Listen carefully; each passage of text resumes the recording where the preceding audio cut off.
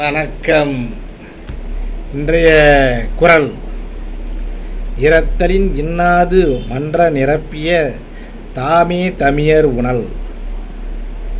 இதனுடைய கருத்து என்னன்னு பார்த்தீங்கன்னா, தாமே முயன்று தேடி நிரப்பி வைத்துள்ளதை தாமே தனியாக உண்டு மகிழ்வது என்பது வறுமையால் பிறரிடம் சென்று இரத்தை விட துன்பம் தருவதாகும் அப்படின்றார் வள்ளுவர்.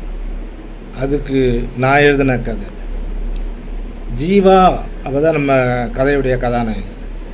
ஜீவா அந்த கம்பெனியில் வேலைக்கு வந்து ஒரு வருடம் ஆகியும் யார்கிட்டையும் ஒட்டாமல் தனியாகவே போய் சாப்பிடுவான்.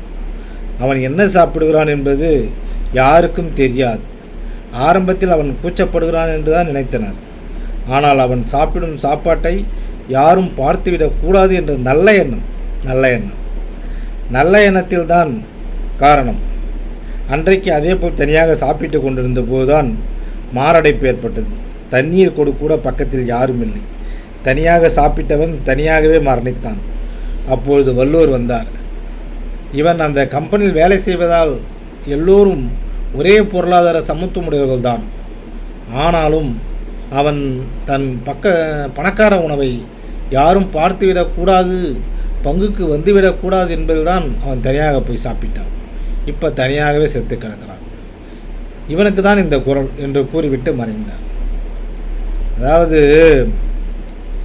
தாமே முயன்று தேடி நிரப்பி வைத்துள்ளதை தாமே தனியாக உண்டு மகிழ்வது என்பது வறுமையால் பிற சென்று இரத்தலை விட துன்பம் தருவதாகும். இது சாப்பாட்டுக்கு மட்டும் நான் எடுத்துக்க முடியாது. நம்ம ஒருத்தவன் சம்பாரித்து வச்சிருந்த பொருளை, பணத்தை தன்னுடைய சுய தேவைக்கு செலவிட்டது போக, அனுபவித்தது போக, மீதியை 4 பேர் கொடுத்து மகிழுங்க. ஆனால் யாருக்குமே அந்த எண்ணம் வரமாட்டேங்குது. அவங்க பிள்ளை இல்லைன்னா கூட அவங்களுக்கு அந்த எண்ணம் வரமாட்டேங்குது. அதை எடுத்து வச்சு 4 பேருக்கு தர்மமாக கொடுத்தா எவ்வளோ நல்லாயிருக்கும்.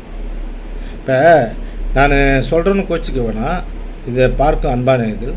இப்போ ஜெயலலிதா இருந்தாங்க. ஜெயலலிதா வந்து அவங்களுக்கு பிள்ளையும் இல்லை, குட்டி இல்லைன்னு சொன்னாங்க. ஆனால் அவங்க அவ்வளோ சம்பாரித்து வச்சுருந்தாங்க.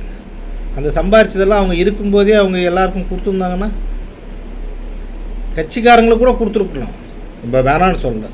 அவங்க கட்சிக்காரங்களாம் எவ்வளோ பேர் ஏழை பேர் இருக்கிறாங்க. இத்தனை பேருக்கு அவங்க கூப்பிட்டு யார் ஏழையாக்காரங்களாம் வாங்கன்னு சொல்லிட்டு கூப்பிட்டு ஆளுக்கு இந்தான்னு சொல்லிட்டு ஆளுக்கு ஒரு 10,000 கையில் கொடுத்துருந்தாங்கன்னா அவன் இன்றைக்கி எப்படியா இருந்தாலும் அந்த அண்ணா திமுக விட்டு போக மாட்டாங்க. அது வேறு விஷயம், நான் இல்லைன்னு சொல்ல.